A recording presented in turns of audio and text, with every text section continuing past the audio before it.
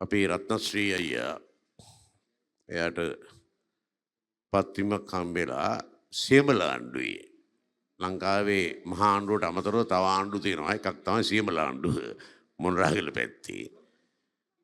1900 මම හිතන්නේ 82 හෝ 3 එයා සියඹල ආණ්ඩුව ඉස්කෝලේ එනකොට ඉස්කෝලේ ඇරලා එනකොට මිනිස්සු පාර මැද්දේ ඉඳගෙන මොකද මේක ඌව වෙල්ලස්ස කියන්නේ ලංකාවේ මහා ඉතිහාසයක් තියෙන පැත්ත. ඩී.ආර්. ජයවර්ධන උනහේ ඇමරිකන් සමාගමකට අර අපි සාමාන්‍යයෙන් ඔප්පු නැති ඉඩම් ඔක්කොම ගන්න කියලා. ඒ ඉඩම් වල හිටපු මිනිස්සු එළවලා. ඒ පස්සේ රතශ්‍රී මහත්තයාත් මේකට විරෝධතාවය දක්වන මිනිස්සු එක්ක ඉඳගෙන ඉන්නවා. පස්සේ එයාගේ වස්සානය ගැන කයිපතේ ලොකු කවියක් ලියනවා. පස්සේ මේ කවිය කෑලි වලට කඩනවා අනුරාධපුරේ රජරට සේවයේ හිටපු ස්වර්ණශ්‍රී බණ්ඩාර. කඩලා ඒක ගීයක් බවට පත් කරලා කපුගේ මහත්තයාට සංගීතය සපයන්න දීලා ගයනවා. ඉතින් රතශ්‍රී මහත්තයා මේක ලියන්නේ එහෙමද මතකද පරංගි හටන යුද්ධයටත් ඇවිත් සිඳු පිට පිටි කැල්ල කියන්නේ මතක නෑ නැවුනගලා යුද්ධයටත් ඇවිත් සිඳු පිට නැවුනගලා පරංගි එහෙමනේ තියෙන්නේ. ඒ මොඩල් එකට තමයි රතශ්‍රී මහත්තයා ලියන්නේ. ඒ විදිහටම තමයි කපුගේ සූරීන් තනුව යොදන්නේ බිම්බරක් සෙනග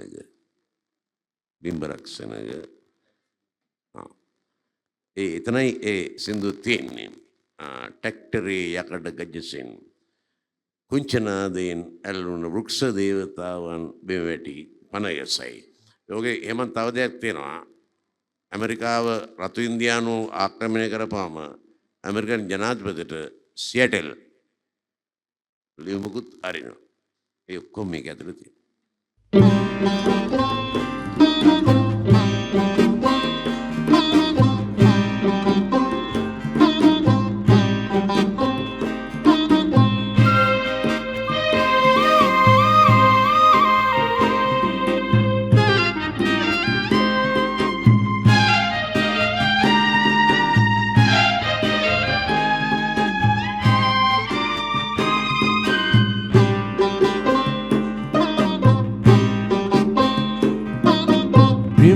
රක්සෙනග ගැවසුන චන්ද්‍ර සූරයා ඉපදුන ස්වර්ණ භූමියේ මනරම් මාලිගාවක යුද්ධයකට ඇවිත් පුසෙන් සත් මුහුදු මතින් ගුවනින් කම්බි වට කළේ මනරම් මාලිගාවක මාලිගාවදෝ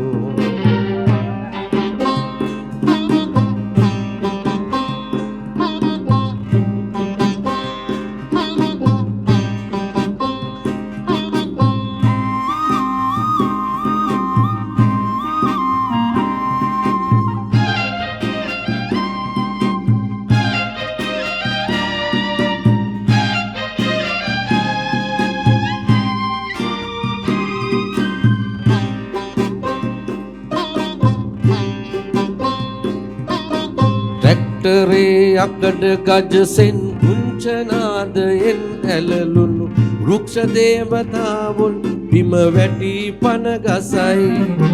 මිනිමල් පිපුණු සීතල නිම්න භූමියේ ඇටකටු සතරරියන් කඩ අහිමිව විලාපය නගයි. බිම්බරක් සෙනග ගැවසුන චන්ද්‍ර සූරයා ඉපදුණු ස්වර්ණ භූමියේ මනරම් මාලිගාවක යුද්ධයකට ඇවිත් රුපුසෙන් සත් මුහුදු මතින් ගුවනින් කම්බි වට කළේ මනරම් මාලිගාවක